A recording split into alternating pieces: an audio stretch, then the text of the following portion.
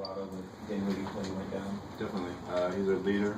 He's a really good player, and he gets a lot of stuff going for him. And when he went down, they didn't have too many options aside from the Skia, and we did a good job on him. So it was tough for them to, make baskets. Did you happen to see that play, and from your vantage point, you saw what? Well, to me, it looked like he was about to pass, but Nigel jumped in the lane, and he had to make a last-minute adjustment, and that's when he went down. I didn't really see what happened. Yeah. So, And when like those things happen, is it just like a pause, or is it hard to get back to playing basketball? Anybody?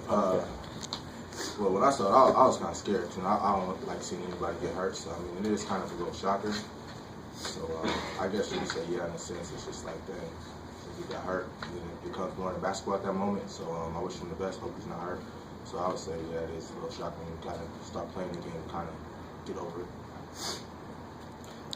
Then just how does the game plan change when you have Spencer out of there?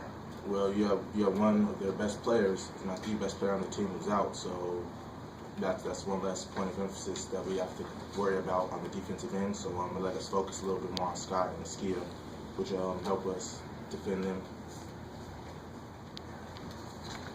Andrew, what's changed defensively just since it started Pac-12 play? It just sure seems a lot different.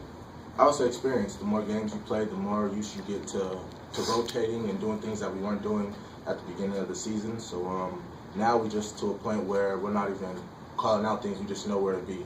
There was a couple plays we went and doubled Scott, and we weren't necessarily supposed to double him, but people rotated to the right positions, and we were able to just keep him out the lane. Is some of that just because there's so many new guys? Yeah, especially, and we have a new defense, so it's just tough. It was tough for me. I don't know if it was tough for CJ, but it's just different. So everybody's new chemistry. So yeah, I guess so. CJ, obviously, he's a leading scorer, but a pretty good defender too. On that side of the ball, when he's out, did that open things up for you in the second half a little bit? Yeah, definitely. He's a good athlete. I know they were trying to key on me and had him not leaving me as much as he normally would, and he's an athlete, so it's tough to score on athletes. And when he went down, we as a team, but me as well, just had to take advantage of that. CJ, was there anything like schematically that you guys tried to do that was a little different first half, second half in terms of trying to get you open, or was it just a matter of making threes? Just me personally waiting for the game to come to me. My teammates finding me. That's usually how it goes. Nigel, how were you guys able to find him and get him open so often?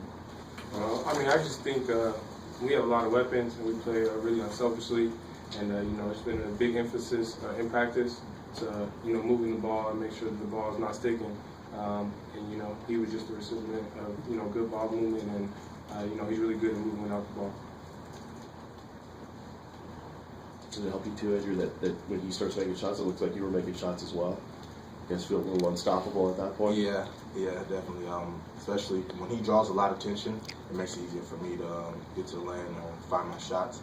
So every time he gets going, I kind of get happy because I know I'm probably going to be the recipient of them playing less defense on me. So. Anything else, guys? Alrighty.